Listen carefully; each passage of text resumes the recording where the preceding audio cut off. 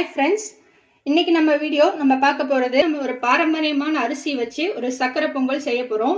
கருப்பு கவுனி அரிசி வச்சு சக்கரை பொங்கல் செய்ய போறோம். இது வந்து ரொம்ப ஹெல்த்தியான ஒரு ரெசிபி. இது எப்படி பண்ணலாம்னு நம்ம பார்க்கலாம் வாங்க.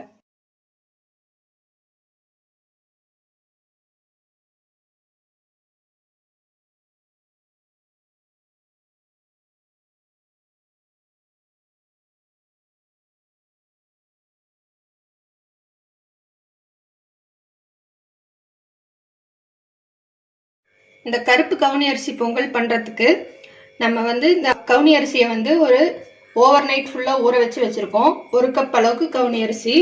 இதை வந்து இந்த தண்ணியை வடிச்சிட்டு நம்ம வந்து மிக்சியில் போட்டு நல்லா கொரன்னு அரைச்சிக்கலாம். நீங்கள் வந்து இதை ஒரு 4-5 டைம் நல்லா கழுவிட்டு நல்ல தண்ணி ஊற்றி ஊற வச்சுருங்க. அப்போ தான் வந்து இந்த தண்ணி யூஸ் பண்ணுறதுக்கு நல்லாயிருக்கும். பாருங்கள், தண்ணி இல்லாமல் சுத்தமாக வடித்தாச்சு. அரிசியை நம்ம ஆட் பண்ணியாச்சு. இதை வந்து நல்லா கோர்ஸாக அரைச்சிக்கோங்க. பாருங்க, இந்த மாதிரி நல்லா கோர்ஸாக அரைச்சிக்கோங்க. ரொம்ப பேஸ்ட் மாதிரி அரைச்சிடக்கூடாது.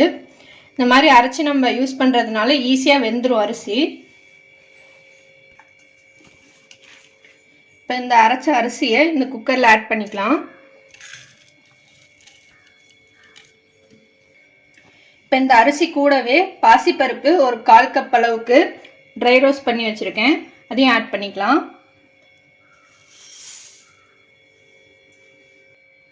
இப்போ நம்ம தண்ணி ஆட் பண்ணிக்கலாம். 1 கப் கவுனி அரிசிக்கு 4 கப் தண்ணி. நான் ஊற வச்ச தண்ணியை ஃபஸ்ட்டு ஆட் பண்ணிக்கிறேன்.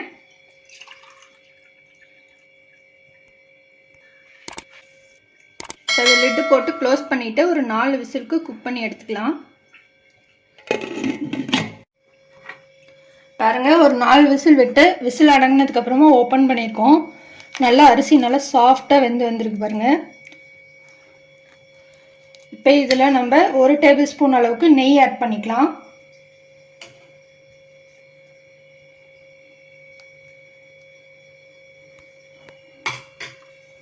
ஆட் பண்ணிட்டு நல்லா மிக்ஸ் பண்ணி விட்டுருங்க. அதுக்கப்புறமா இதில் வெல்லம் ஆட் பண்ணிக்கலாம். ஒரு 3/4 கப் அளவுக்கு வெல்லம். உங்கள் ஸ்வீட்டுக்கு தகுந்த மாதிரி நீங்கள் கூட்டி குறைச்சி ஆட் பண்ணிக்கலாம். நீங்கள் வெல்லத்தில் ஒரு வேளை மண் இருக்கும் அப்படின்னு ஃபீல் பண்ணிங்கன்னா அதை வந்து கரைச்சி ஆட் பண்ணிக்கோங்க. இப்போ வெல்லம் நல்லா கரைஞ்சதுக்கப்புறமா இதில் ஒரு 1/2 கப் அளவுக்கு பால் ஊற்றிக்கலாம். ஊற்றிட்டு நல்லா மிக்ஸ் பண்ணிடுங்க.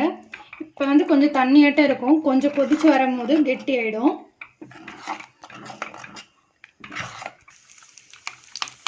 இப்போ இந்த பால் கொதிச்சிட்டு இருக்கிற டைமில் நம்ம முந்திரி திராட்சை வறுத்து எடுத்துக்கலாம். இது கூடவே நான் ஏலக்காய் ஒரு 1/2 டீஸ்பூன் போட்டு வறுத்து எடுக்க போகிறேன். பாருங்கள், நல்லா செவந்து வந்துடுச்சு. இப்போ நம்ம இதை அப்படியே கொட்டிடலாம் பொங்கல்.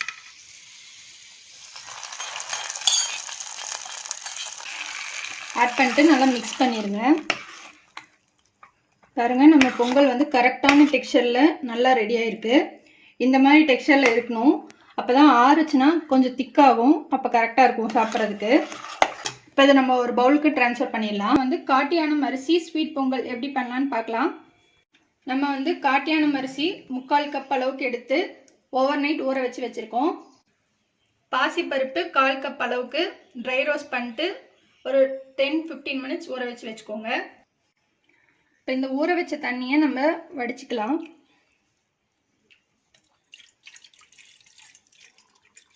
நான் வந்து இந்த அரிசியை நல்லா கழுவிட்டு நல்ல தண்ணி ஊற்றி தான் ஊற வச்சுருக்கேன். ஸோ இந்த தண்ணியை வந்து வேஸ்ட் பண்ணாமல் வடித்து வச்சுக்கோங்க. இப்போ இந்த அரிசியை நம்ம மிக்ஸி ஜாரில் ஆட் பண்ணிக்கலாம்.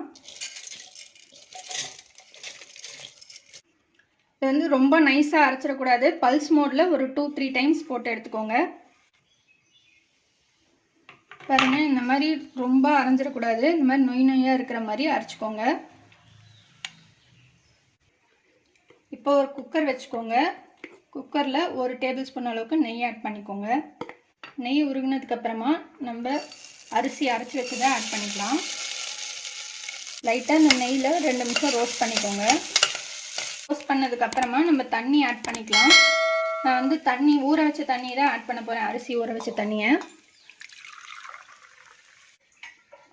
தண்ணி ஆட் பண்ணியாச்சு. இது கூடவே நம்ம ஊற வச்ச பாசிப்பருப்பையும் ஆட் பண்ணிக்கலாம்.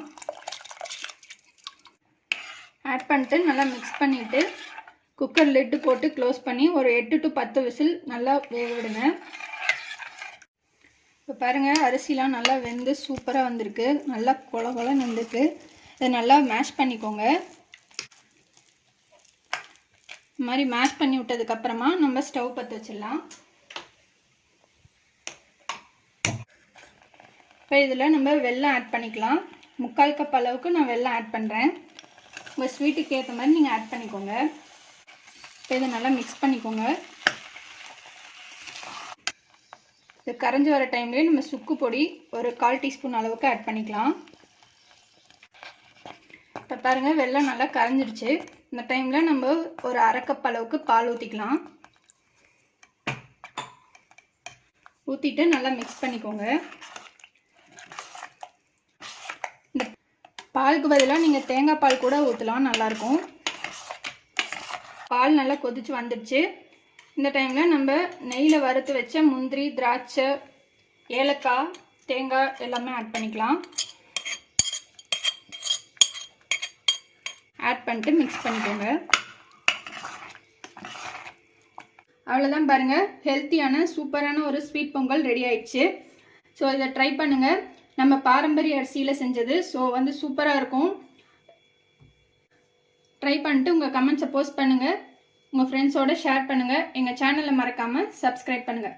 இன்னொரு இன்ட்ரெஸ்டிங்கான வீடியோவில் நம்ம மறுபடியும் மீட் பண்ணலாம். தேங்க்யூ. பாருங்கள், நம்ம கருப்பு கவுனி அரிசி சக்கரை பொங்கல் சூப்பராக ரெடி ஆயிடுச்சு. இது ரொம்ப ஹெல்த்தியானதும் கூட, ரொம்ப டேஸ்டியாக இருக்கும், சூப்பராக இருக்கும். ஸோ இதை வந்து நீங்கள் ட்ரை பண்ணி பாருங்கள். இன்னொரு இன்ட்ரெஸ்டிங்கான வீடியோவில் நம்ம மறுபடியும் மீட் பண்ணலாம். தேங்க்யூ.